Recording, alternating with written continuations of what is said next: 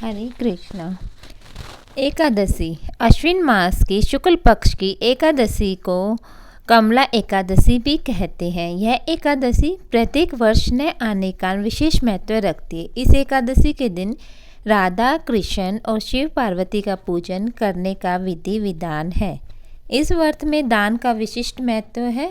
इस दिन कांसे के पात्र में भोजन, मसूर की दाल, चना, कांदी, शहद, शाक, पराया अन्न ग्रहण नहीं करना चाहिए। इस दिन नमक का प्रयोग भी न करें तथा कंदमूल फलादि का भोजन करें। एकादशी के दिन प्रातः उठकर नृत्य क्रिया से निवृत्त होकर दातुन करनी चाहिए। बार बार कुल्ला करना चाहिए। स्नान करने के लिए मिट्टी, तिल, कुश और आंवले का प्रयोग करना चाहिए। स्नान करते समय प्रथम बार शरीर में मिट्टी लगाते समय प्रार्थना करनी चाहिए, हे मृतिका, तुम मुझे अपनी तरह शुद्ध बना दो, जिससे मैं भगवान की पूजा करने योग्य हो जाऊं।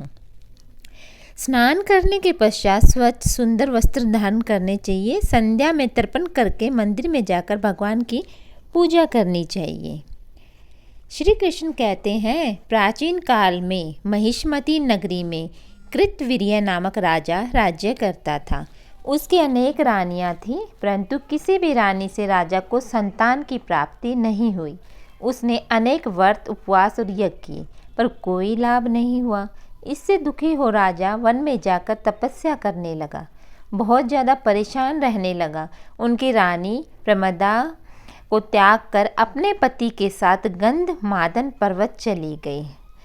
10,000 वर्ष तप करते हुए बीत गए, परंतु भगवान प्रसन्न न हुए। तब एक दिन उसकी एक रानी प्रमदा ने अत्रि की पत्नी महासती अनुसुईया जी की सेवा कर उनसे पुत्र प्राप्ति का उपाय पूछा।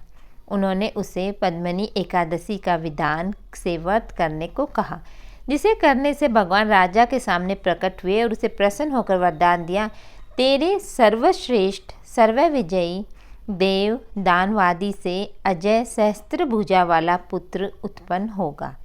इस व्रत के प्रभाव से उनके घर में एक प्रतापी पुत्र हुआ, जिससे तीनों लोकों के विजेता रावण को हराकर बंदी बना लिया तथा उसे बांधकर अपने घुड़साल के स्थान पर रखा और घर में रावण के 10 मस्तकों पर 10 दीपक जलाकर उसे खड़ा रखा।